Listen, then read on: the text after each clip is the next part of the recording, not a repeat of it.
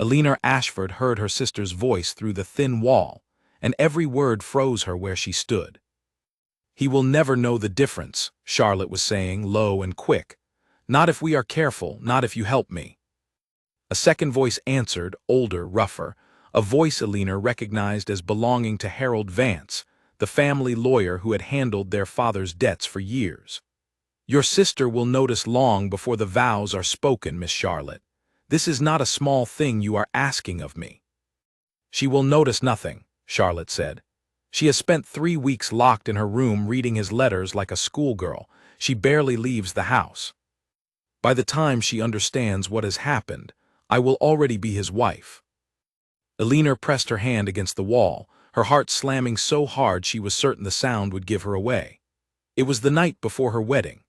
Tomorrow, at 11 in the morning, she was meant to stand in the chapel at Ravensworth Hall and become the wife of Edmund Blackwood, Duke of Ravensworth. She had spent months preparing for that moment, not with excitement exactly, but with a quiet, steady hope that had grown slowly out of his letters. He wrote of his gardens, his tenants, his mother's old piano that no one played anymore. He asked her questions and seemed to actually wait for her answers. In a world where she had been arranged into marriage to save her family's fortune, that small kindness had felt like more than she deserved. Now, standing in the dark corridor of her own home, she understood that her sister intended to take it from her. Alina had always known Charlotte envied her. It was not a secret kept well between them. Charlotte was younger by 2 years, brighter in company, quicker with a joke, more comfortable in rooms full of strangers.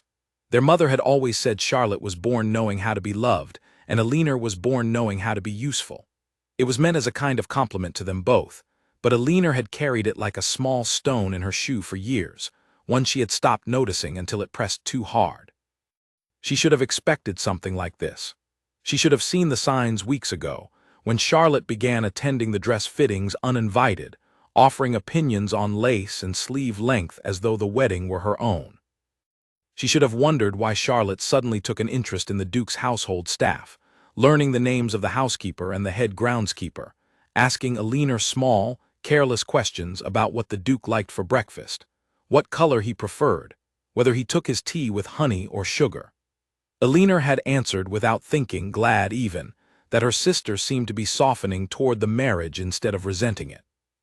She had been a fool. "The switch must happen at the Vale," Charlotte continued on the other side of the wall. "Alina's face will be covered from the moment she leaves her room until she reaches the altar. That is our tradition, is it not? A veiled bride walked in by her father, delivered like a parcel to be unwrapped only after the vows are spoken. No one looks closely at a veiled woman, Mr. Vance. No one looks at anything but the dress." "And her father, does Lord Ashford know of this plan?" "My father knows only that our family's debts will be settled either way, so long as a daughter of this house becomes a duchess. He has not asked which daughter. I do not think he particularly cares." The cruelty in that sentence was so plain, so casually spoken, that Alina felt something inside her go very still and very cold. She thought of her father, gray and tired, sitting at the head of their table each night, saying almost nothing, signing papers that were placed in front of him by men like Harold Vance. She had assumed, in her own quiet way, that he had chosen her for this marriage because he trusted her to manage it well, because he believed she was capable of steadying a great house the way she had steadied their own crumbling one. Perhaps that had never been true at all. Perhaps she had simply been the daughter available first, and now she was being made unavailable by her own sister's hand. She did not remember deciding to move. One moment she was frozen against the wall, and the next she was walking, quickly and silently, back toward her own room at the far end of the corridor. She did not want them to know she had heard. Not yet. She needed to think, and thinking required time she did not currently have, because the wedding was 12 hours away, and her whole understanding of the next chapter of her life had just been pulled out from beneath her like a rug. In her room, she sat at the edge of her bed and stared at the wedding dress hanging on its wooden form near the window. It was ivory silk with small embroidered flowers along the hem, chosen with such care over so many fittings. Charlotte had suggested 3 of those flowers herself. Alina had thought it was a gesture of goodwill. Now she understood it had simply been Charlotte making certain the dress would fit her too. She thought of confronting her sister immediately, of throwing open the door and demanding an explanation, watching Charlotte's face crumple with the shame of being caught. But even as the thought formed, Alina recognized its weakness. Charlotte was clever, quicker in an argument than Alina had ever been, and Harold Vance was a man skilled at making inconvenient truths disappear into paperwork.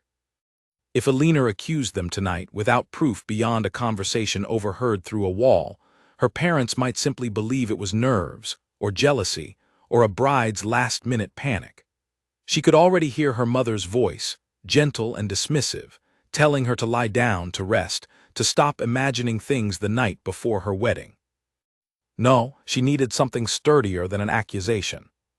She needed the truth to reveal itself in a way no one could argue away. She rose and crossed to her writing desk, where a small stack of letters sat tied with a blue ribbon, every letter the Duke had sent her since their engagement was announced. She untied the ribbon with trembling fingers and began to read, not for comfort this time, but for information. If Charlotte intended to walk into that chapel wearing Alina's dress and Alina's veil, pretending to be Alina Ashford in every visible way, then perhaps the only thing that could not be faked was the truth the two sisters did not share.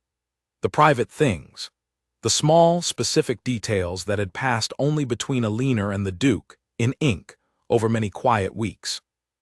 She read late into the night. He had written to her once about a scar on his left hand, earned as a boy falling from an apple tree behind the old stable, a story he said he had never told anyone outside his family. He had written of a song his mother used to hum, one he could not remember the name of, only the tune, and had once tried, clumsily, to describe the notes to Alina in words because he said she seemed like someone who might understand such a foolish request.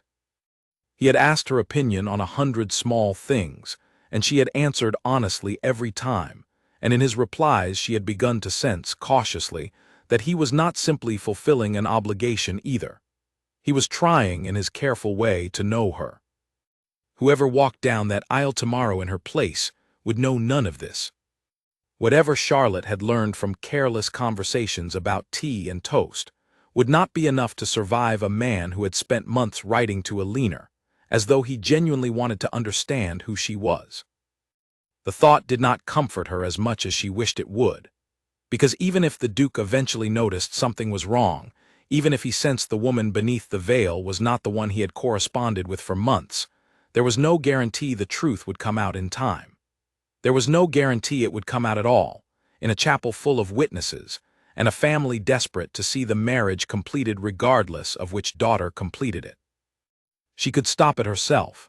She could go to her father this very night, wake him from sleep, tell him everything she had heard. But some old, tired part of her doubted it would matter.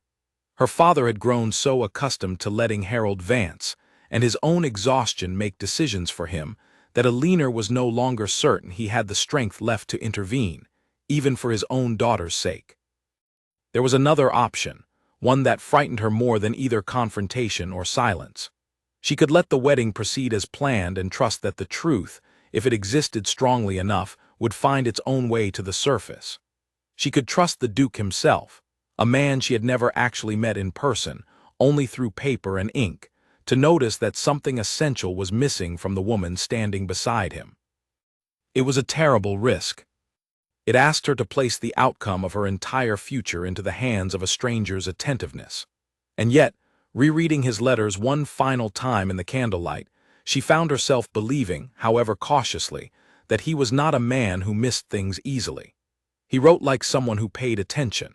He wrote like someone who remembered small kindnesses and small cruelties both. Down the corridor, she could still hear faint voices, Charlotte's and Harold Vance's, low and urgent, working out the last details of a plan built entirely on the assumption that Alina would notice nothing until it was far too late. They did not know she had already heard everything. Alina folded the letters carefully and returned them to their ribbon, then placed them not in the desk drawer where they usually lived, but inside the small traveling case she would carry with her to Ravensworth Hall in the morning. Whatever happened tomorrow, she intended to be present for it, veil or no veil, plan or no plan. She would not simply vanish from her own wedding as though she were furniture to be moved out of the way. She blew out the candle and lay down fully dressed on top of her covers, staring at the ceiling in the dark, listening to her own heartbeat and to the faint, ongoing murmur of her sister's voice through the wall, still planning, still certain of success. Morning would come in a few short hours. Alina intended to meet it wide awake. Morning arrived with a gray, uncertain light, the kind that made Alina's room look unfamiliar even though she had slept in it her entire life. She had not truly slept at all.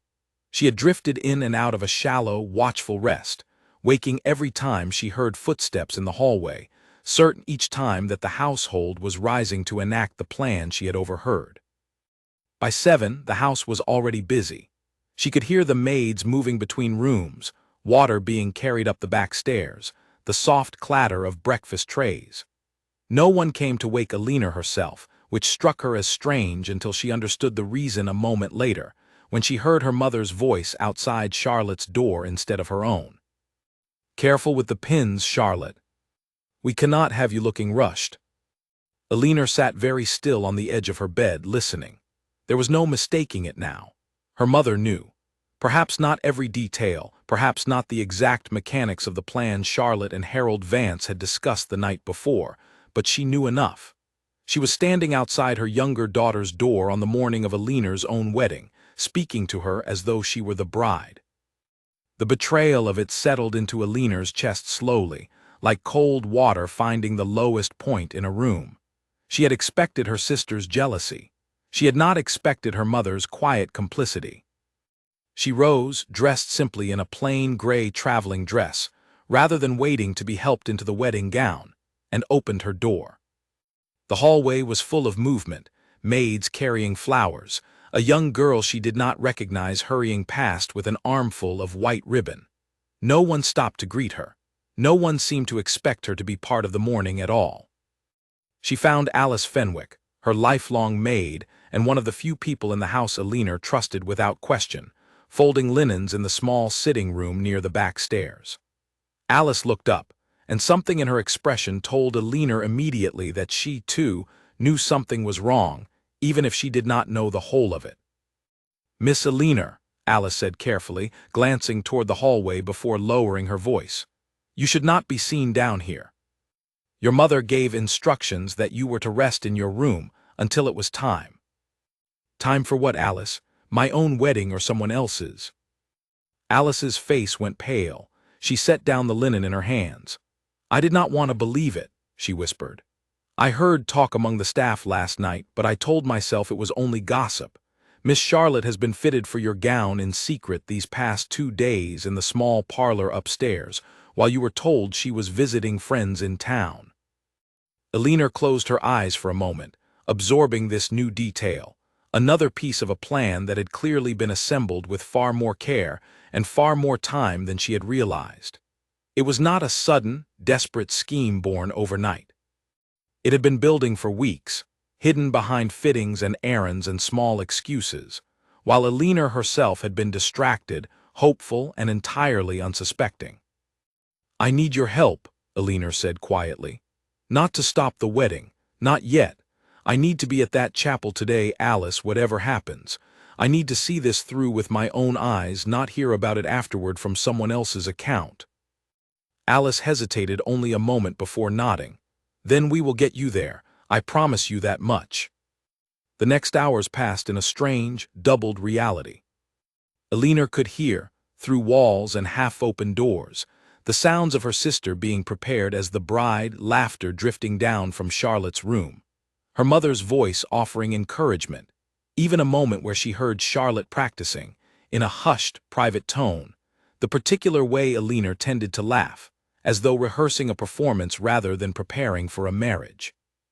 Meanwhile, in the small sitting room, Alice helped Alina dress in a simple, elegant blue gown, nothing like the wedding dress hanging untouched on its form upstairs, but respectable enough for a woman to appear as a guest, or perhaps, if fate allowed, as something more than a guest before the day was through. Alina's father did not seek her out that morning.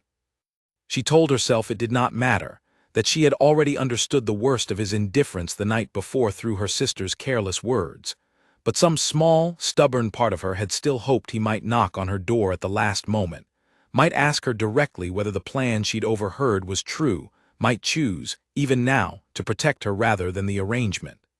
He did not. When the carriages were finally called for Ravensworth Hall, Elinor watched from an upstairs window as her father walked Charlotte, veiled and dressed in Elinor's own gown, toward the front carriage, his hand resting on her arm exactly as it should have rested on Elinor's. She did not cry. She was surprised by that later when she had time to consider it. She had expected the sight to break something in her, and instead it hardened something instead, a kind of clear, steady resolve that felt entirely new. Alice arranged for a smaller, plainer carriage to follow at a distance, one that would not draw attention among the grander vehicles carrying wedding guests. Elinor rode alone in it, her small traveling case with the Duke's letters resting on the seat beside her, watching the countryside pass in a blur of green hedgerows and gray sky, rehearsing in her mind everything she knew, every private detail the Duke had shared with her that no substitute bride could possibly know. Ravensworth Hall came into view just before 11, an enormous gray stone house with tall windows and ivy climbing one entire wing, more beautiful and more imposing than Elinor remembered from the single visit she had made there with her parents months earlier, back when the engagement had first been settled. Carriages lined the long drive, and well-dressed guests were making their way toward the chapel at the eastern edge of the grounds, a smaller stone building with a bell tower and stained glass windows that caught the pale morning light. Elinor had Alice's carriage stop some distance from the main entrance, near a side gate that led into the gardens. She did not want to walk in through the front, past guests who would recognize her and immediately understand that something was deeply wrong. She needed time, first, to see the chapel, to understand the arrangement of the ceremony, to find some position from which she could watch without being seen too soon. The gardens were quiet compared to the growing noise near the chapel entrance. Elinor moved carefully along a gravel path bordered by late roses, her heart beating so hard she could feel it in her throat. She had never been a woman who acted rashly. Her whole life had been built on patience, on careful management, on doing what was expected of her in exchange for the small, quiet dignities that came with being useful rather than beloved. But today, for the first time she could remember, she was choosing to act entirely on her own judgment, without her father's permission or her mother's approval, and the fear of that alone was almost as great as the fear of what she might find inside the chapel. Through a gap in the garden hedge, she caught her first glimpse of Edmund Blackwood, Duke of Ravensworth, standing near the chapel steps in his wedding clothes, speaking briefly with an older man Elinor recognized from a description in one of his letters as George Whitfield, his longtime aide and closest friend. Even from this distance, she could see something careful in the Duke's posture, a kind of watchfulness that did not match the easy confidence of a man simply waiting to be married. He kept glancing toward the drive, as though expecting something, or perhaps someone, and Elinor wondered, with a small and unexpected flicker of hope, whether some instinct had already told him that the morning was not unfolding as it should. She did not have long to consider it. A hush moved through the gathered guests, and Elinor understood with a lurch of dread that the bride's carriage had arrived. She pressed herself closer to the hedge and watched as Charlotte, veiled and dressed in Elinor's gown, was helped down from the carriage by their father, exactly as planned. From this distance in this dress beneath that veil, Charlotte could easily pass for Elinor to anyone who did not know her well. The two sisters had always shared a similar height, a similar build, the same dark hair their mother had given them both. Elinor watched her sister walk toward the chapel doors on their father's arm, watched the small, practiced tilt of her head, the graceful way she lifted the hem of the gown, every gesture so carefully rehearsed that Elinor felt a strange, sick admiration mixed in with her anger. Charlotte had clearly spent weeks preparing not just the logistics of this deception, but her own performance within it.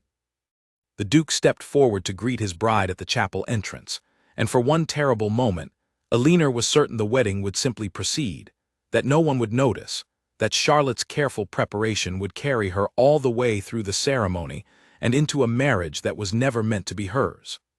Eleanor's hand tightened around the strap of her traveling case, the one holding the letters, the only proof she possessed that could unravel the lie from the inside. But then something happened that Eleanor had not expected. As Charlotte reached the top of the chapel steps, the Duke offered his arm to escort her the final distance inside, and in doing so, he leaned slightly toward her, speaking a few quiet words meant only for his bride's ears. Eleanor was too far away to hear what was said, but she saw Charlotte's posture shift, saw a fraction of hesitation in the graceful performance, a half-second too long before she answered him. The Duke did not move. He stood very still at the top of the steps, his hand still extended, his expression unreadable from where Eleanor watched, and the pause stretched just long enough that several nearby guests began to notice something was amiss, their conversations quieting, their eyes turning toward the couple at the chapel doors. Eleanor's heart climbed into her throat. Whatever question he had asked, whatever answer Charlotte had given, it had clearly not been the right one. The Duke did not raise his voice. That was the first thing Eleanor noticed, watching from behind the hedge with her pulse pounding in her ears. He simply turned, still holding his bride's gloved hand in his own, and spoke to her again, this time loud enough that his words carried faintly across the garden on the still morning air. "You have not once used the name I asked you to use in your letters," he said. "Not once in 3 months of writing to me did you call me anything but your Grace. It was the smallest thing. I never pressed you on it because I understood you were raised to be careful with such formalities. But this morning, when I greeted you just now and called you by that same private name I gave you permission to use, you did not react at all. You looked at me as though I had spoken a stranger's name."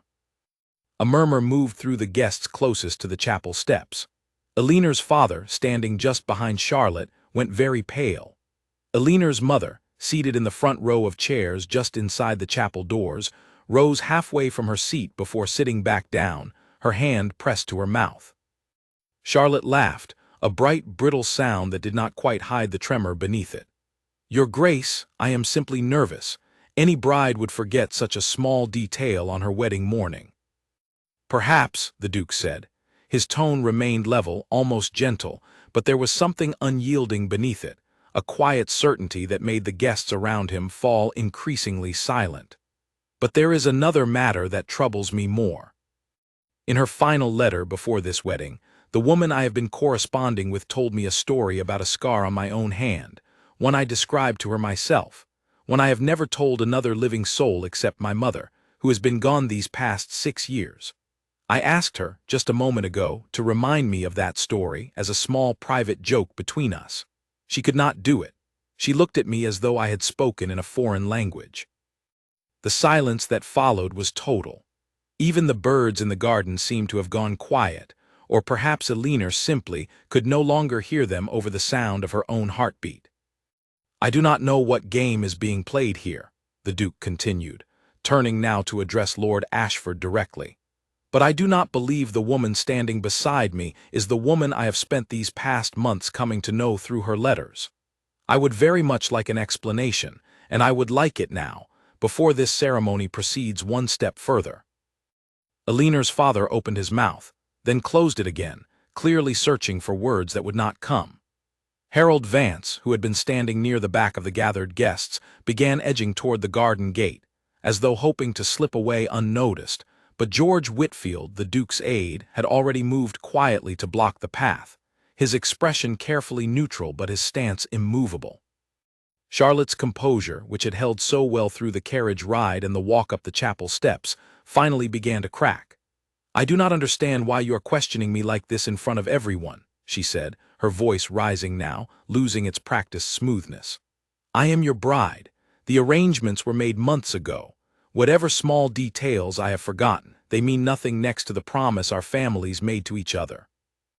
"They mean everything," the Duke said quietly, "because I did not agree to marry an arrangement. I agreed to marry a particular woman, one whose letters I have read so many times I could recite portions of them from memory. I do not believe you are her." Behind the hedge, Eleanor felt something in her chest finally break loose, not with sorrow this time, but with something closer to fierce, startled hope.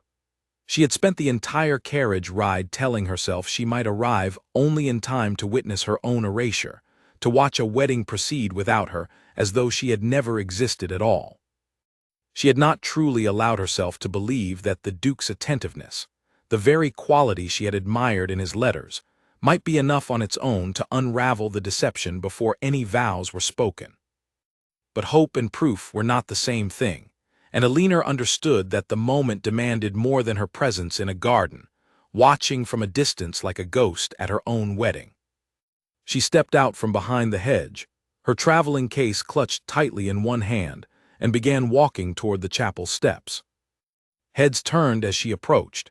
She heard her name pass through the crowd in startled whispers, felt the weight of dozens of unfamiliar eyes settling on her plain blue traveling dress, so different from the elaborate gown her sister wore. She kept walking, her chin lifted, refusing to let her steps falter even as her legs trembled beneath her skirts. "Elinor," her mother said, rising fully from her seat now, her face a mixture of shock and something that might have been shame. "What are you doing here? You were meant to rest at home until my sister had finished marrying the man who was promised to me," Elinor said, and she was surprised by how steady her own voice sounded, how little it shook despite the pounding in her chest. "I heard everything last night, Mother.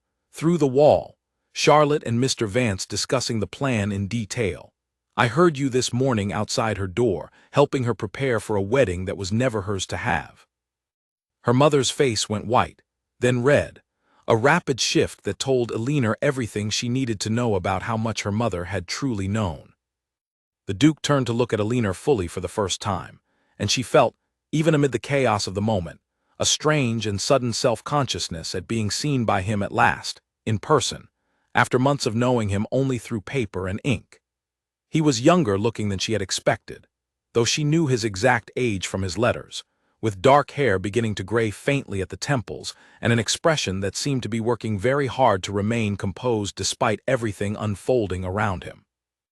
"You are Elinor Ashford," he said, not quite a question. "I am," she said. "And I did not send you a single letter this past year that was written by anyone but myself, Your Grace, whatever name my sister answered to just now when you asked her." Charlotte, still standing at the top of the chapel steps in Elinor's wedding gown, let out a short, humorless laugh. "This is absurd. You expect everyone here to believe you simply appeared out of nowhere in a traveling dress to interrupt a wedding that has already been arranged and paid for." "I expect people to believe the truth," Elinor said, turning to face her sister directly for the first time since arriving. "I am not the one who spent 2 days having secret fittings for a gown that was never mine to wear, Charlotte. I am not the one who practiced my own sister's laugh in front of a mirror this morning, thinking no one could hear through the walls of our own house." A ripple of shocked murmurs moved through the crowd again, louder this time. Elinor saw several guests exchange glances, saw the beginnings of understanding spreading through the gathered company like water finding its way through cracked stone. "This is a family matter," Lord Ashford finally said, stepping forward with visible effort, though his voice lacked the authority it might once have carried. "It should not be aired here in front of your Grace's guests. Whatever misunderstanding has occurred between my daughters can surely be resolved privately." "There is no misunderstanding, Lord Ashford," the Duke said, and now there was a coldness in his voice that had not been there before, directed entirely at Elinor's father. "There is a deception, planned and carried out with your knowledge, aimed at deceiving me into marrying a woman I never agreed to marry, at my own wedding, in front of my own household and closest friends. I would like very much to understand why." Lord Ashford said nothing. His silence was, in its own way, more damning than any explanation could have been. Elinor felt the weight of every eye in the garden shift toward her again, and for a moment, standing there in her plain blue dress against the backdrop of her sister's borrowed finery, she felt exposed in a way she had never experienced in her life, every private humiliation of her family suddenly laid bare before strangers. But beneath that exposure, something steadier was beginning to take hold, a sense that whatever happened next, At least the truth was finally standing in the light where everyone could see it clearly. The Duke extended his hand toward her, not toward Charlotte, an unmistakable gesture in front of the entire gathered company. "Miss Ashford," he said quietly, "I believe there has been a wedding party assembled today under false pretenses. I would very much like to understand what actually happened, and I would like to hear it from you." Alina looked at his outstretched hand, then at her sister's furious, humiliated face beneath the veil that was never truly hers to wear, then at her parents standing frozen and silent near the chapel doors, unable to meet her eyes. She stepped forward and placed her hand in his. The Duke did not lead her into the chapel. Instead, he guided her a short distance away, toward a quieter part of the garden where the murmuring crowd could not immediately follow, though Alina was certain every eye remained fixed on their backs. George Whitfield moved quickly to manage the gathered guests, speaking in low, calm tones, urging people to wait inside the reception hall while matters were sorted. And Alina was grateful for his quiet efficiency, grateful for anything that gave her a moment of relative privacy in which to breathe. "I am sorry," the Duke said once they had stopped beneath a wide oak tree at the edge of the garden, out of easy earshot. "That was not how I intended for us to meet for the first time. I had imagined something considerably less public." Despite everything, Alina felt the corner of her mouth twitch, something close to a laugh rising unexpectedly in her throat. "I imagine most brides do not expect to meet their husbands for the first time, while their sister stands at the altar wearing their gown." "No," he agreed, and there was a flicker of something warmer in his expression now, a careful attempt at kindness amid the wreckage of the morning. "I do not suppose they do." He studied her for a long moment, and Alina found herself holding very still under his gaze, aware suddenly of how strange it was to stand face to face with a man whose handwriting she knew better than his features, whose private thoughts on gardening and grief and his mother's old piano she had read a dozen times over, and yet whose actual voice, actual bearing, actual presence she had never once experienced until this very morning. "Tell me what happened," he said. "From the beginning, if you are able. I would rather hear it plainly from you than piece it together from whispers and half-explanations." So Alina told him.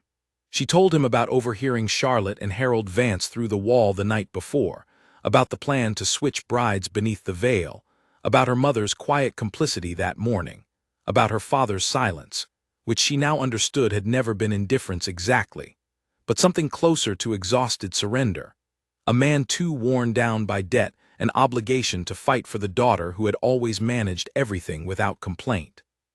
She told him about deciding, in the dark hours before dawn, not to confront her family outright, but to trust that the truth, given the chance, would surface on its own, and about riding to Ravensworth Hall in a smaller carriage, watching from behind a hedge, uncertain until the very last moment whether her faith in his attentiveness had been misplaced. The Duke listened without interrupting, his expression growing steadily more troubled as the details accumulated, until by the time she finished, something in his jaw had tightened with a barely restrained anger that Alina understood was not directed at her. "Your family sold you twice," he said finally quietly. "First into a marriage arranged to settle their debts, and then out of it entirely, without so much as informing you, when your sister decided she preferred the arrangement for herself." Alina did not answer immediately. Hearing it stated so plainly, by someone outside her family who had no reason to soften the truth for her comfort, struck her harder than she expected. She had spent the entire night and morning moving through shock, fear, and a fierce, urgent need to act, and she had not yet allowed herself to simply feel the weight of what had actually happened to her. "I have spent my whole life being the useful daughter," she said finally, her voice quieter than she intended. "The one who managed the household accounts when my father could not bear to look at them. The one who wrote to creditors, who kept the servants paid as long as possible, who never asked for anything for herself because there was never anything extra to ask for. I accepted this marriage because I believed, in my own way, that it was simply another version of being useful, of doing what needed to be done for my family. I did not expect to also become an obstacle they would remove when a better option presented itself. You are not an obstacle, the Duke said, and something in his tone made Alina look up at him fully. You are the only person in this entire arrangement who has told me the truth without being caught in a lie first. They stood in silence for a moment beneath the oak tree, the sounds of the anxious, murmuring crowd still audible in the distance, the whole strange morning suspended around them like a held breath. What happens now? Alina asked eventually. To the wedding, I mean, to any of it. That depends a great deal on what you want, the Duke said. I will not pretend the circumstances are not extraordinary, but I did not agree to marry your sister, whatever gown she is currently wearing, and I have no intention of allowing today's deception to determine the rest of my life, or yours, unless that is truly what you wish. Alina considered the question carefully. 24 hours earlier, she had approached this marriage with cautious hope built slowly out of months of careful correspondence. A hope she had genuinely believed in even as she understood the arrangement had been made for practical reasons rather than affection. Now that hope had been tested in a way she never could have anticipated, forced through betrayal and public humiliation into something that felt, strangely, more solid than it had before, precisely because it had survived contact with the worst her own family could do to undermine it. I do not know what I want beyond this moment, she admitted honestly. I know that I do not want to return home today as though nothing has happened. I know that I do not want my sister to succeed simply because she was bold enough to attempt something dishonest. And I know, she added, meeting his eyes directly, that everything I wrote to you in my letters was true, every word of it, and I would like the chance to prove that to you properly, without a wedding forced upon either of us by circumstances neither of us fully chose. The Duke studied her for a long moment, and something in his expression softened into what might have been the beginning of genuine warmth. Then let us not force anything today, he said. Let us instead deal with the immediate matter of your sister, your family, and the guests currently waiting inside my house, wondering what on earth has become of their mourning. They returned to the chapel steps together, and Alina found the scene there largely unchanged, though the crowd had thinned somewhat as George Whitfield's efforts to redirect people indoors had taken partial effect. Charlotte remained near the chapel entrance, though she had removed the veil at some point during their absence, her face flushed with a mixture of fury and humiliation that she made no effort to hide now that pretense had become useless. You cannot simply walk off together and expect the rest of us to stand here waiting, Charlotte said as they approached, her voice sharp with barely controlled anger. This wedding was arranged. Papers were signed.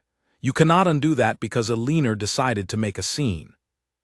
I made no scene, Charlotte, Alina said evenly. I told the truth. If the truth has caused you inconvenience, I suggest you consider whose actions created that inconvenience in the first place. I did what was necessary, Charlotte snapped. You would have gone through with this marriage out of duty and nothing more, the same way you go through everything, quietly, obediently, without ever once wanting anything for yourself. I wanted this. I wanted a title, a household of my own, a life beyond this family's endless debts.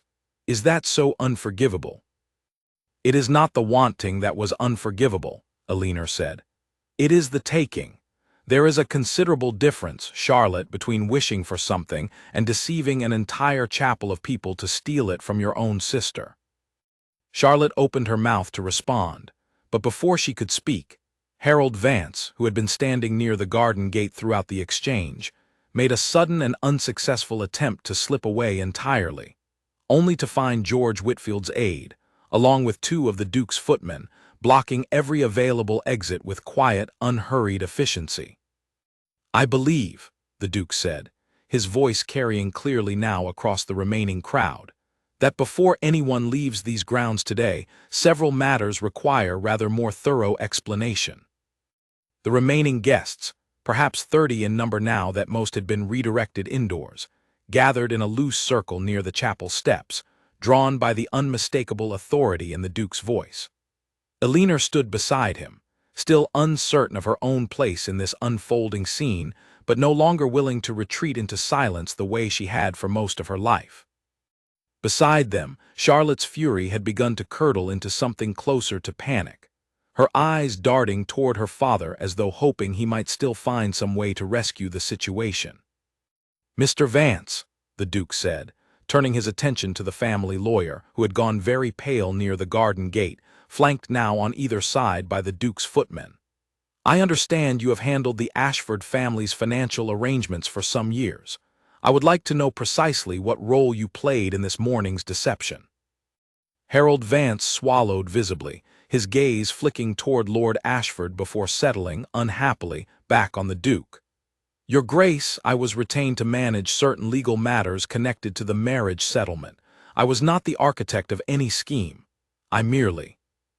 You merely helped arrange for Charlotte's fittings to occur in secret," Elinor interrupted, surprising herself with the steadiness of her own voice. "You merely coached my sister on details of the settlement that only I should have known. You merely stood outside my door 2 nights ago, discussing how best to ensure no one noticed the switch until it was too late to undo. I heard you myself, Mr. Vance, through a wall you apparently believed thick enough to keep your voice private." A fresh murmur passed through the crowd. Several guests exchanged glances of open astonishment, and Elinor noticed, with a small, grim satisfaction, that Harold Vance's composure was crumbling rapidly under the weight of public attention he had clearly hoped to avoid entirely. "I was paid to advise the family," Vance said, his voice rising defensively. "What the family chose to do with that advice was hardly my responsibility." "You forged nothing?" the Duke asked. "Falsified nothing?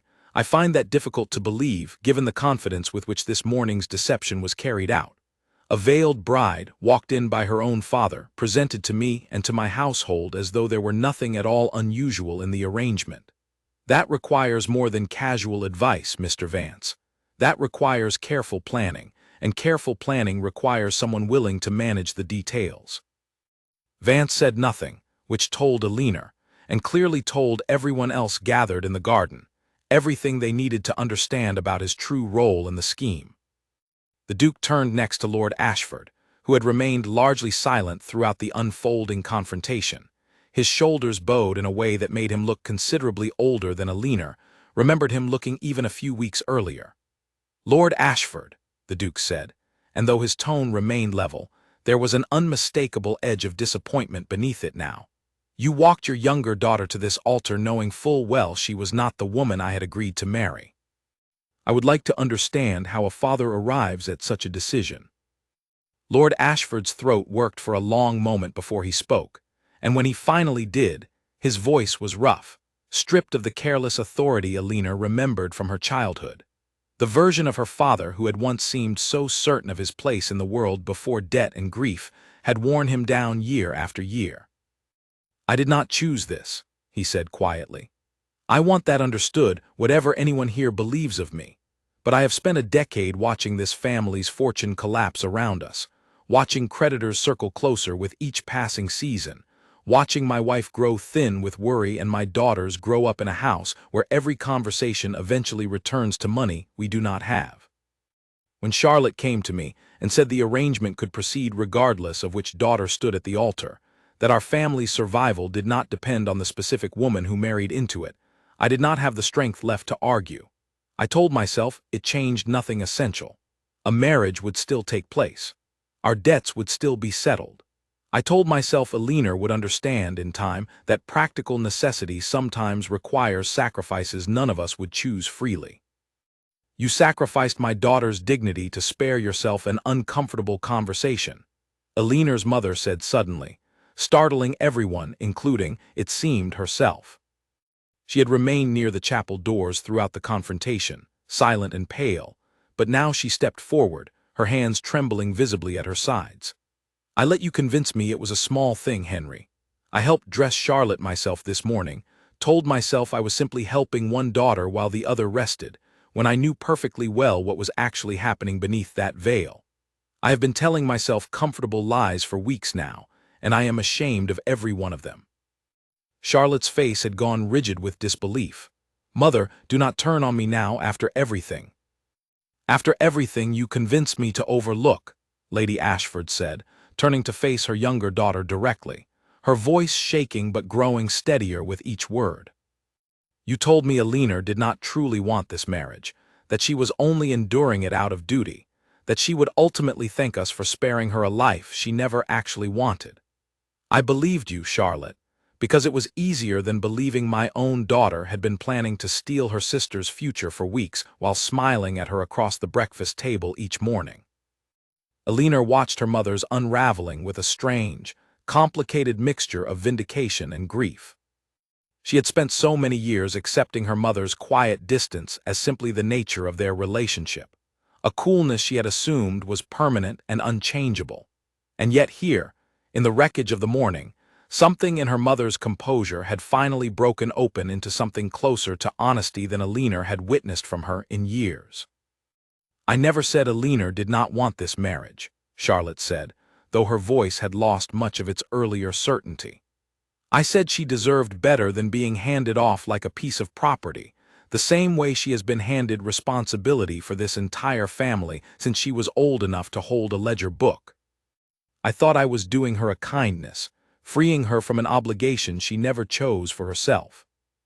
You did not do this for my sake, Alina said quietly, and the garden fell silent enough that her words carried easily to every corner of the gathered crowd. If you had genuinely believed I did not want this marriage, you would have come to me directly, Charlotte. You would have asked me. Instead, you spent weeks in secret fittings, learning my correspondence with the Duke secondhand, rehearsing my laugh in a mirror this very morning. That is not kindness. That is envy wearing kindness as a disguise, and I think you know that better than anyone standing in this garden. Charlotte opened her mouth to respond, then closed it again, and for the first time since the confrontation had begun, Alina watched something like genuine shame settle over her sister's expression, cracking through the anger and defiance that had carried her this far. I have spent my entire life watching you be admired for things I was never given credit for, Charlotte said finally, her voice smaller now, stripped of its earlier bravado. Your patience, your usefulness, your reliability. I was always the pretty one, the clever one in company, but never the one anyone actually depended on for anything that mattered. When this arrangement was made, I thought, for the first time, here is something I could have that would finally make people look at me the way they have always looked at you. They have always looked at me the way they look at furniture, Charlotte, Alina said, and there was no anger left in her voice now, only a tired, aching honesty that surprised even herself. Something useful to have in the room, rarely something anyone actually wanted to look at closely. I would have gladly traded places with you in that regard if such a trade were possible. But it is not possible, and you did not need to steal a wedding to prove it either way. The garden remained silent for a long moment, the entire gathered crowd absorbing the raw, unguarded exchange between the two sisters as though it were a performance no one had expected to witness. Though it was, in truth, the first entirely honest conversation Alina and Charlotte had shared in years. The Duke finally broke the silence, turning to address the crowd more broadly, his voice returning to the calm, measured authority he had carried throughout the confrontation. I believe, he said, that this morning's wedding will not be proceeding as originally planned. I thank all of you for your patience during what has clearly become a family matter of considerable complexity. My household staff will see to your comfort inside, and refreshments will be provided regardless of the circumstances, as none of you are responsible for the difficulties of this particular morning. The guests began to disperse slowly, murmuring among themselves, casting curious glances back toward the small, fractured family group remaining near the chapel steps. Alina watched them go with a strange sense of unreality, aware that by evening the entire county would know some version of what had happened here, that her family's private shame had just become a story others would tell and retell for months to come. But beneath that awareness, something else was settling into place as well, quiet and unfamiliar and entirely her own. The knowledge that for the first time in longer than she could remember, she had stood in front of her entire family and told the truth without flinching. And the truth, once spoken plainly, had proven stronger than every careful lie built up around it. By early afternoon, the chaos of the morning had settled into something quieter, though no less strange. The guests had been sent to enjoy a modest luncheon in the great hall, curious whispers trailing behind them, while Lord and Lady Ashford, along with a thoroughly humiliated Charlotte and a considerably more anxious Harold Vance, were shown into a private sitting room to await what the Duke had described only as further conversation once matters had been properly considered.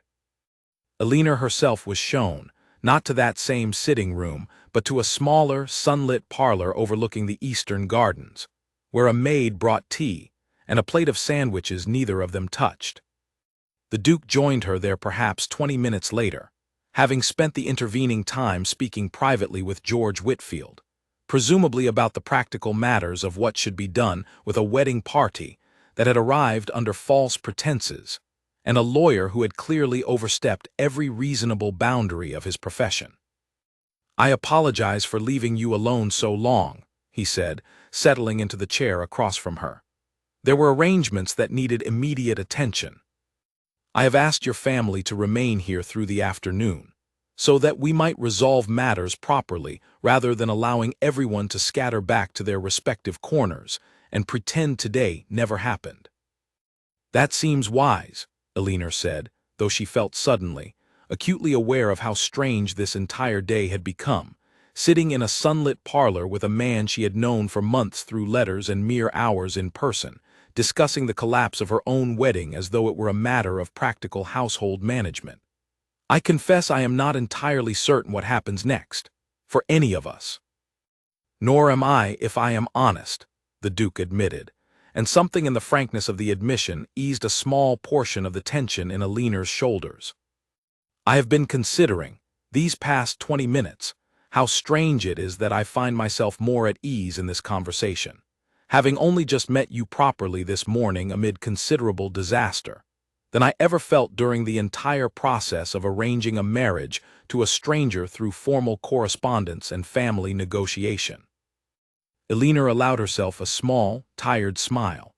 "I suppose disaster has a way of stripping away pretense rather quickly."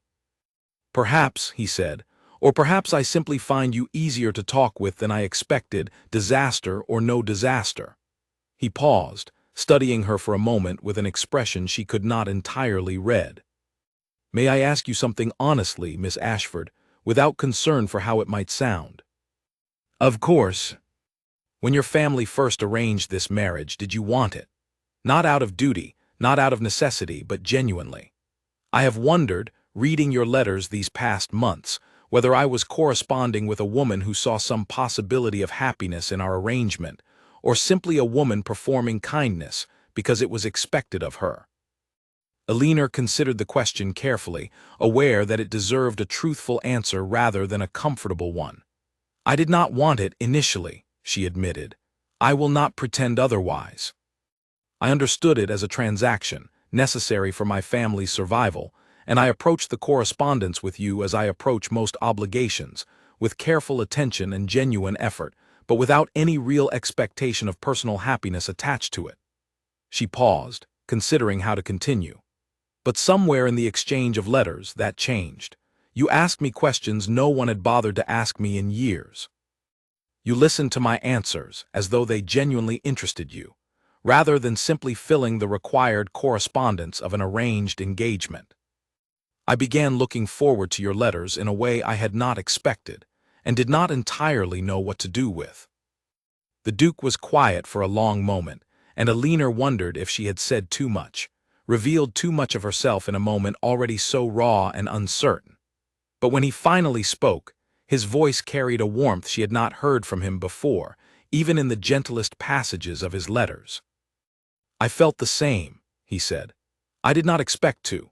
My own parents' marriage was arranged in much the same fashion as ours, and it was not, by any measure, a happy one.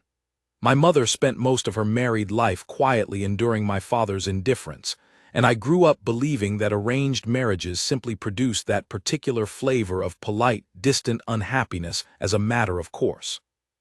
I entered this arrangement expecting much the same, prepared to build a courteous, functional household with a woman I might never truly know." "And instead," Alina asked, though some part of her already suspected the answer, hoped for it even despite everything. Instead, I found myself, over several months, genuinely curious about your opinions, genuinely pleased by your letters arriving, genuinely disappointed on the rare occasions a week passed without word from you. I did not fully admit to myself what that meant until this morning, when I stood at the top of those chapel steps and realized within moments that the woman beside me was not you. The wrongness of it was not merely a matter of missing details or forgotten stories. It was something more immediate than that. I simply knew, in some manner I cannot entirely explain, that I was not standing beside the person I had been waiting to meet. Elinor felt something warm and unfamiliar unfurl in her chest at his words, a feeling she had not permitted herself to fully expect or hope for, even during the long, uncertain hours of the morning. She had ridden to Ravensworth Hall prepared to fight for the truth, prepared to expose her sister's deception and reclaim what had been taken from her. But she had not allowed herself to imagine that the outcome might include something as tender as genuine affection, freely offered rather than dutifully performed. "I did not expect this conversation to go quite this way," she admitted softly. "Nor did I," he said, a faint, genuine smile finally breaking through the careful composure he had maintained throughout the difficult morning. "Though I find I am not entirely displeased by the direction it has taken." They sat together in comfortable silence for a moment, the sunlight through the tall windows warming the room, the distant murmur of guests in the great hall, a faint reminder of the world still waiting beyond this quiet parlor. "I want to be honest with you about something else," the Duke said eventually, his expression growing more serious again. "Whatever affection has grown between us through our letters, and whatever I felt standing at that altar this morning, I do not wish to rush you into a marriage today, in the wreckage of this particular disaster, simply because the arrangements are already made and the guests are already gathered. You deserve better than a wedding conducted in haste, as though you were merely a convenient substitution for the bride who failed to materialize properly." Elinor appreciated the sentiment, understood the careful respect behind it, but found herself, somewhat to her own surprise, shaking her head gently. "I understand your concern," she said, "but I do not think delay would serve either of us particularly well. My family's situation will not improve with time, Your Grace. Whatever debts brought about this arrangement in the first place remain unresolved, and I suspect a delayed wedding would only invite further scheming from those who have already shown themselves willing to scheme once. I do not wish to marry you today out of desperation or convenience. I wish to marry you today, if you are still willing, because everything that has happened this morning has only confirmed what I began to suspect through our letters these past months, that you are a man worth trusting, and worth building a life alongside, disaster or no disaster." The Duke studied her for a long moment, something in his expression shifting from careful reserve into something warmer, more certain. "Then perhaps," he said slowly, "we might consider a modest revision to this morning's original plans. Not the elaborate ceremony your family arranged, with all its careful pageantry built around a deception, but something smaller, something true." "I would like that very much," Elinor said, and found, to her own quiet astonishment, that she meant it entirely. Before either of them could discuss the practical details further, a soft knock came at the parlor door, and George Whitfield entered, his expression carefully neutral in the manner of a man well practiced at delivering complicated news without visible judgment. "Your Grace," he said, "Lord Ashford has requested a word, along with his wife and younger daughter. I believe they wish to discuss the matter of their departure, and what arrangements, if any, remain regarding the family's financial situation." The Duke glanced at Elinor, a silent question passing between them, and Elinor felt the weight of the coming conversation settle over her shoulders, aware that whatever happened next would determine not only her own future, but the fate of the family she had spent her entire life quietly holding together, even as they had so thoroughly failed to hold up their end of that same arrangement. "I think," she said finally, rising from her chair, "that it is time I spoke with my family myself." The sitting room where her family waited felt smaller than Alina remembered from her single previous visit to Ravensworth Hall, though she suspected the room itself had not changed at all, only her sense of the people gathered within it. Lord Ashford sat near the cold fireplace, his hands folded tightly in his lap. Lady Ashford stood near the window, her back straight in a way that suggested effort rather than natural composure. Charlotte sat apart from them both, still wearing Alina's wedding gown, though someone had removed the veil entirely now, and the dress that had looked so elegant that morning seemed, in this smaller room, oddly ill-fitting, as though it had never quite belonged to the woman wearing it. Alina entered alone, having asked the Duke to allow her a few minutes of private conversation first, a request he had granted without hesitation, though she suspected George Whitfield remained close by, just beyond the door in case matters required intervention. "Alina," her father said, rising slightly from his chair before seeming to think better of it and sitting back down. "I hardly know what to say to you." "Then perhaps you should not try to say anything just yet," Alina replied, taking a seat across from him, deliberately choosing a chair that placed her at eye level with all three of them rather than standing over them or allowing herself to be looked down upon. "I would like to say a few things first, if you are willing to listen." Her father nodded, and her mother turned from the window, both of them silent in a way that struck Alina as unfamiliar, given how rarely either of them had ever fully attended to what she had to say. "I have spent most of my life managing this family's difficulties without complaint," Alina began, keeping her voice steady though her hands, hidden in her lap, trembled slightly. "I balanced the household accounts when father could not bear to look at them.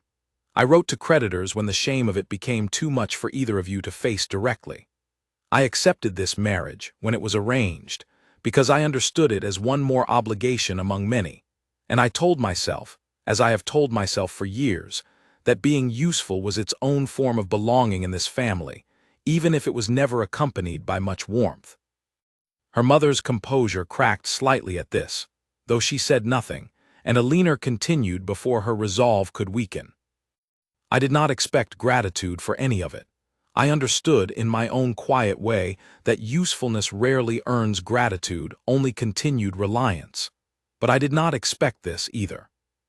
I did not expect to discover that when a genuine opportunity for happiness finally arrived, arranged though it was, this family would consider it something to be redistributed to whichever daughter wanted it more badly, without so much as a conversation with the daughter it was originally meant for. Alina, we never intended," her mother began, but Alina shook her head gently, and her mother fell silent again. "I know you did not intend cruelty, precisely," Alina said. "I do not think either of you set out this morning wishing to hurt me deliberately. But intention and outcome are different things, mother, and the outcome of your choices this morning was that I very nearly lost the one arrangement in my entire life that had begun, quietly and unexpectedly, to feel like something chosen rather than simply endured." Lord Ashford's shoulders sagged further, and when he spoke, his voice carried a rawness Alina had rarely heard from him. "I told myself it did not matter which daughter married the Duke, so long as our family's debts were settled and our name preserved. I told myself that was the practical truth of arranged marriages, that the specific bride mattered less than the arrangement itself. I understand now how wrong that was. I understand it because you stood in that garden this morning and reminded everyone present, including myself, that you are not simply a placeholder in this family's survival. You are my daughter, and I failed you badly." Alina felt something in her chest loosen slightly at these words, though she was careful not to let herself soften entirely. Not yet. Not until she understood what would actually change as a result of this reckoning, rather than simply what would be said in the heat of the moment. She turned finally to Charlotte, who had remained silent throughout the exchange, her hands twisted tightly in the fabric of the borrowed gown. "And what of you?" Alina said, not unkindly but firmly. "What do you intend to do now, Charlotte, having attempted this and failed?" Charlotte looked up, her eyes red-rimmed though she had clearly been trying to hide it. "I do not know," she admitted quietly. "I did not think beyond this morning, if I am honest. I convinced myself so thoroughly that the plan would succeed that I never considered what would happen if it did not.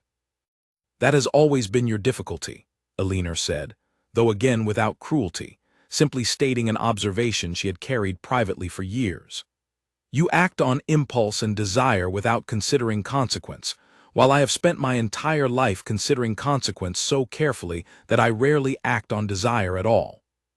I do not think either extreme has served either of us particularly well. Charlotte let out a short, unsteady breath that might have been the beginning of a laugh or the beginning of tears.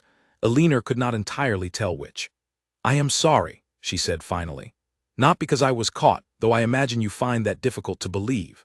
I am sorry because watching you stand in that garden this morning, telling the truth so plainly in front of everyone, I understood for the first time that you have always had a kind of strength I mistook for dullness. I envied the wrong thing about you, Elinor. I envied your usefulness, your reliability, when I should have envied your honesty instead. Elinor was quiet for a moment, considering her sister's words, aware that forgiveness, if it came at all, would need to come slowly, built over time rather than granted all at once in the immediate aftermath of betrayal. I am not ready to forgive you today, she said honestly. I do not think either of us would benefit from pretending otherwise, but I do not wish to lose you entirely either, Charlotte. We are still sisters, whatever has happened this morning, and I would like to believe there is a version of our relationship, eventually, built on something more honest than the one we have had until now. Charlotte nodded, wiping quickly at her eyes, and something in her expression suggested she understood, perhaps for the first time, that Elinor's steadiness was not the same as weakness. That patience of the kind Elinor had practiced her entire life required its own particular strength. The conversation turned eventually to practical matters, the family's debts, the settlement Harold Vance had been managing, and here Elinor found herself unexpectedly grateful for the Duke's earlier promise not to abandon the family entirely to their financial ruin, regardless of the morning's deception. When he joined the conversation a short while later, having waited what he clearly judged to be an appropriate interval, he confirmed as much himself. I have no wish to see the Ashford family fall into complete financial collapse, he said, addressing Lord Ashford directly. Whatever occurred this morning, I do not believe punishing an entire household serves anyone well, least of all Elinor, who would carry the weight of her family's ruin regardless of what happens between us. I am prepared to honor a settlement that addresses your debts, provided Mr. Vance is removed entirely from any further involvement in your family's affairs, and provided this arrangement is conducted transparently from this point forward, without further schemes conducted behind closed doors. Lord Ashford, visibly relieved despite his evident shame, nodded quickly in agreement, and Harold Vance, who had been summoned briefly into the room to hear this arrangement stated plainly, seemed to understand without needing to be told that his services, and quite possibly his reputation, would not survive this particular morning intact. As the practical details were settled, Elinor found herself watching her family with a strange, new clarity, understanding for the first time that today's disaster had, in its own painful way, forced a kind of honesty into her family that years of quiet management on her part had never managed to achieve. She did not know yet whether that honesty would hold, whether her parents' shame would translate into genuine change or simply fade once the immediate crisis passed. But for the first time in longer than she could remember, she felt that whatever happened next between her family members, she herself was no longer bound to manage their difficulties alone, in silence, without complaint or acknowledgement. She had a future now that belonged entirely to her, chosen freely rather than simply endured. And as the afternoon light shifted through the tall windows of Ravensworth Hall, Elinor allowed herself, for the first time that day, to feel something close to genuine hope. They were married 11 days later, on a mild autumn morning that bore no resemblance to the chaos of the wedding that had never truly happened. Elinor had insisted on a small ceremony, nothing like the elaborate affair her family had originally arranged, and the Duke had agreed readily, seeming almost relieved himself to be spared the pageantry that had accompanied their first, disastrous attempt. The chapel at Ravensworth Hall held only a handful of guests this time. George Whitfield stood as witness for the Duke, his expression carrying a quiet satisfaction that suggested he had grown genuinely fond of Alina during the intervening days, during which she had visited the estate several times to become better acquainted with the household she would soon manage.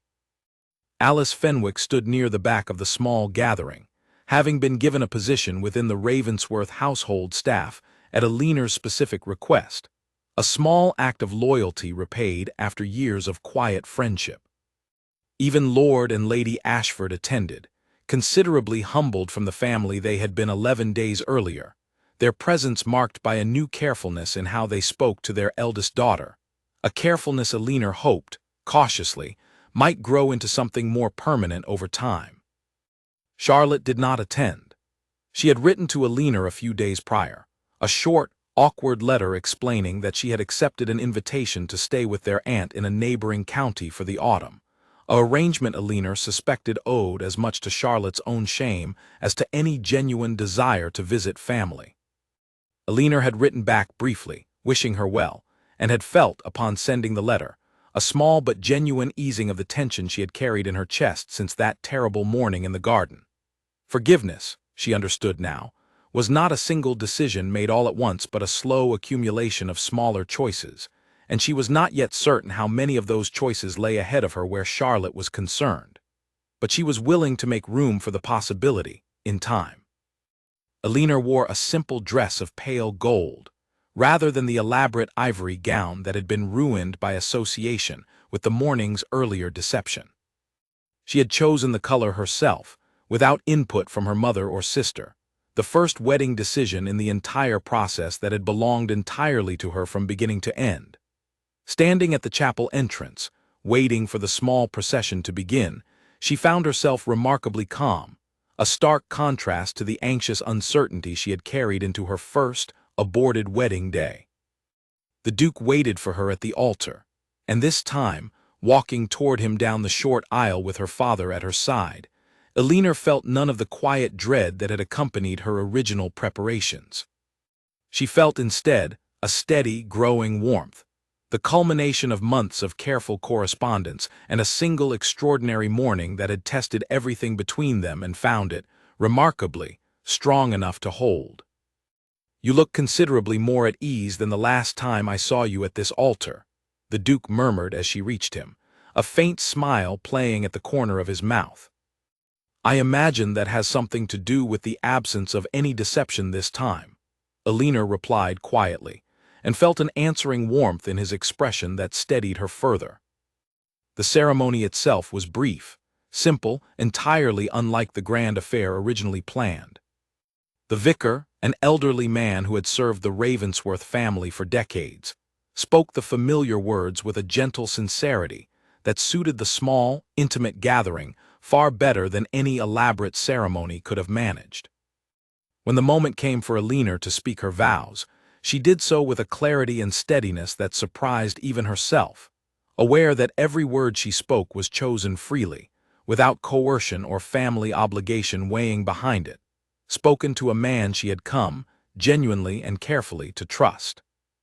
When the Duke spoke his own vows in return, his voice carried a warmth Alina recognized immediately from his letters, the same careful attentiveness that had first drawn her toward him months earlier, now finally matched with the presence of the man himself, standing before her, choosing her openly and without hesitation in front of everyone who mattered. They were pronounced married as the pale autumn light streamed through the chapel's stained glass windows, and Alina felt, in that moment, a profound sense of arrival, as though the entire chaotic journey of the past 11 days had been leading, all along, toward this quieter, truer version of the same destination. A modest celebration followed in the great hall, nothing like the elaborate reception originally planned for the failed wedding, but warm and genuine in a way Alina suspected the grander version never would have managed. She found herself, throughout the afternoon, repeatedly struck by small moments of unexpected happiness. Her father laughing genuinely at something George Whitfield said, the first true laugh she had heard from him in years. Her mother watching her with an expression that held something closer to pride than Alina could remember seeing directed at her before. Alice Fenwick, radiant with pleasure at being included in the celebration as a member of the household rather than simply staff attending to her duties. Later that evening, once the small gathering of guests had departed and the great hall had grown quiet again, Elinor found herself walking through the gardens with her new husband, the same gardens where she had hidden behind a hedge 11 days earlier, uncertain whether the truth would find its way to the surface in time. "I have been thinking," the Duke said as they walked, "about how differently today might have gone had you not overheard your sister's plan that night. Had you simply gone along with whatever your family arranged for you, as I imagine you had been trained your entire life to do." Elinor considered this, aware that it was a question she had turned over privately several times in the intervening days. "I think, eventually, the truth would have surfaced regardless," she said. "You noticed the differences yourself that morning before I ever appeared. I think you would have discovered the deception even without my intervention." "Perhaps," the Duke allowed. "But I am glad, nonetheless, that you chose to act rather than simply wait and hope. It revealed something about your character I do not think I would have discovered nearly so quickly through letters alone." "And what character is that?" Elinor asked, genuinely curious. "Courage," he said simply. "Not the loud, obvious kind, but something quieter and, I think, considerably rarer. The courage to act decisively when everything in your upbringing had trained you toward patience and quiet endurance instead. I do not think I fully understood, until that morning in the garden, how much strength lived beneath your careful, dutiful exterior." Elinor felt a warmth rise in her chest at his words, distinct from the quiet contentment she had carried throughout the day's ceremony. "I think," she said slowly, "that I did not fully understand it myself until I was given no other choice but to discover it." They walked in comfortable silence for a while longer, the evening air cool and pleasant around them, the last light of the day fading gently over the grounds of Ravensworth Hall. Elinor thought of the woman she had been 11 days earlier, sitting frozen against a wall, listening to her own sister plan her erasure, and found it strange, almost unrecognizable, how far she had traveled since that terrible night, not merely in circumstance but in her own understanding of herself. She had spent her entire life believing that her value lay in her usefulness, in her willingness to quietly manage whatever difficulties arose without complaint or expectation of reward. Today, standing in these gardens as the Duchess of Ravensworth, married not out of desperate necessity but out of genuine, hard-won choice, she understood something different, that her worth had never depended on her usefulness at all, but on something steadier and more essential, a capacity for honesty and quiet courage that had simply been waiting, all along, for circumstances demanding enough to draw it fully into the light. "I am glad," she said finally, breaking the comfortable silence between them, "that this is how our story truly began. Not with the quiet, careful arrangement my family first intended, but with the truth, tested and proven, in front of everyone who mattered." "As am I," the Duke said, taking her hand gently in his own as they continued walking through the gardens together, the first evening of their marriage settling around them with a quiet, hard-earned peace neither of them had been entirely certain they would reach. Behind them, Ravensworth Hall stood tall and steady against the darkening sky, its windows beginning to glow with warm evening light. A house that had witnessed betrayal and deception only 11 days earlier, and now, finally, witnessed something considerably more lasting take root within its walls instead. Winter arrived at Ravensworth Hall gently that year, the first snow falling in early December, softening the gray stone of the house until it looked, Elinor thought, almost like something from a memory rather than the place she now called home. She had settled into her new life with a steadiness that surprised her, learning the rhythms of the household, the names of every servant, the particular habits of a house that had operated for years under the quiet, distant management of a bachelor duke and his loyal aide. George Whitfield remained a constant presence in those early months, and Elinor found herself growing genuinely fond of him, appreciating his dry humor and his obvious, long-standing devotion to Edmund's well-being. It was Whitfield who first told her the full story behind the scar on her husband's hand, the one detail from his letters she had memorized so carefully in the desperate hours before her interrupted wedding. Filling in context, Edmund himself had always been too modest to include. How he had climbed the apple tree not out of childish mischief, but to retrieve a bird's nest that had fallen during a storm, determined even as a boy of 8 to set things right that had gone wrong through no fault of the creatures involved. "He has always been that way," Whitfield told her one afternoon as they walked together through the frost-covered gardens, Edmund occupied elsewhere with estate business. Determined to fix what can be fixed, even at some cost to himself. "I confess I worried, when this whole business with your sister first unfolded, that he might simply proceed with the wedding rather than cause a scene in front of so many guests. It would have been the easier path, in some respects." "I am glad he did not choose the easier path," Elinor said. "So am I," Whitfield replied, with a warmth that told Elinor he had grown to care for the outcome of that chaotic morning as much as either of them had. Word of the scandal had, predictably, traveled through the county in the weeks following the wedding, though Elinor found herself less troubled by the gossip than she had feared. Most accounts, she was told, painted her sympathetically, a wronged bride whose quiet dignity had ultimately triumphed over her sister's scheming, and while she took little pleasure in her family's public embarrassment, she found she could not entirely regret that the truth, once spoken aloud in that garden, had refused to be quietly smoothed over or forgotten. Charlotte wrote again in January, a longer letter this time, less defensive than her first brief note, describing her time with their aunt, the quiet, unglamorous work of helping manage a smaller household, considerably different from the life she had once imagined for herself. She did not ask for forgiveness outright, but there was, in the careful honesty of her words, something that suggested genuine reflection rather than mere performance. Elinor read the letter twice before setting it aside, uncertain how to respond, but decided, after several days of consideration, to write back with a similar honesty, describing her own new life without embellishment or resentment, extending a cautious thread of connection that neither confirmed full forgiveness nor closed the door on it entirely.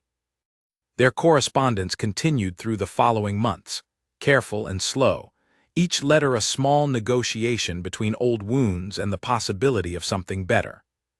By spring, Charlotte's letters had grown warmer, filled with small observations about her days that reminded Elinor, in flashes, of the sister she had known before envy had curdled into deception.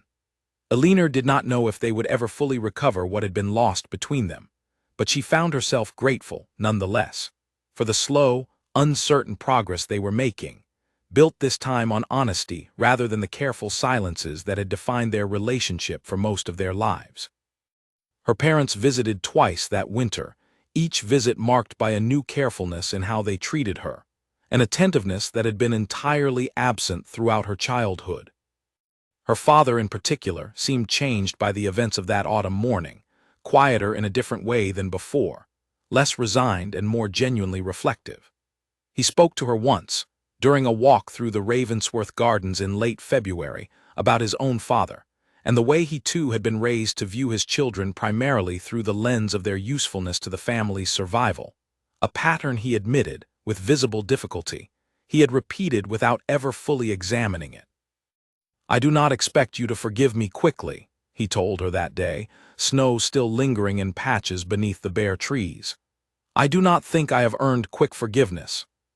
But I wanted you to know that I understand now, more clearly than I did before, how much I failed to see you as anything beyond your usefulness to this family. I am sorry for that, Elinor, more than I know how to properly express." Elinor had not offered easy absolution in that moment, unwilling to pretend that a single conversation could undo years of quiet neglect, but she had taken his hand briefly and told him she appreciated the honesty, which felt in itself like a meaningful step forward, however small. Her marriage to Edmund, meanwhile, continued to deepen in ways that surprised her with their steadiness. The easy warmth that had first grown between them through months of careful letters had only strengthened once she came to know him fully in person, discovering small habits and preferences that no correspondence could have fully captured. The particular way he hummed, absently, while reading estate reports in the evenings, a tune she eventually recognized as the same half-remembered melody his mother used to hum, the one he had once tried so clumsily to describe in a letter. His genuine delight in small kindnesses, the way he made a point of learning the names and circumstances of every tenant on the estate, determined that no one under his care should ever feel reduced to mere usefulness, the way Alina herself once had within her own family. She found, too, that marriage suited her in ways she had not anticipated during the anxious months of their original engagement. She took to managing the Ravensworth household with an efficiency and warmth that earned her genuine affection among the staff, not because she demanded it through authority, but because she extended toward them the same careful attentiveness she had always longed for herself, remembering names, noticing small burdens, offering assistance where it was needed without being asked. Alice Fenwick, promoted within months to a position of considerable responsibility within the household, often remarked that she had never seen Alina so at ease, so entirely herself, as she had become within the walls of Ravensworth Hall. By the time spring fully arrived, bringing new growth to the gardens where Alina had once hidden behind a hedge, uncertain of her own future, she found herself reflecting often on the strange, difficult path that had led her to this life. She did not believe, looking back, that she would have chosen the particular disaster of that interrupted wedding morning, given any other option. The pain of her family's betrayal remained real, a wound that had healed slowly and imperfectly rather than vanishing entirely. But she understood, with the clarity that only distance and time could provide, that the crisis had also revealed something essential about her own character that a smoother, more conventional path might never have uncovered. A courage and honesty that had been quietly present within her all along, waiting only for circumstances demanding enough to call it fully into the light. On a warm evening in early June, nearly a year after the letters between them had first begun, Alina sat with Edmund in the same garden where they had first spoken privately following the chaos of that original wedding morning, watching the last light fade gently over the grounds of Ravensworth Hall. "Do you ever think of that day," Edmund asked, "and wonder how differently things might have gone?" Alina considered the question, watching the deepening colors of the evening sky. "I think of it sometimes," she admitted, "but I find I am grateful for it, strange as that may sound, not for the betrayal itself or the pain it caused, but for what it revealed in both of us. I do not think either of us would have discovered the truth of our own characters or the truth of what we might become to each other without that particular test." "Nor do I," Edmund agreed, taking her hand gently in his own as the evening settled fully around them, quiet and complete.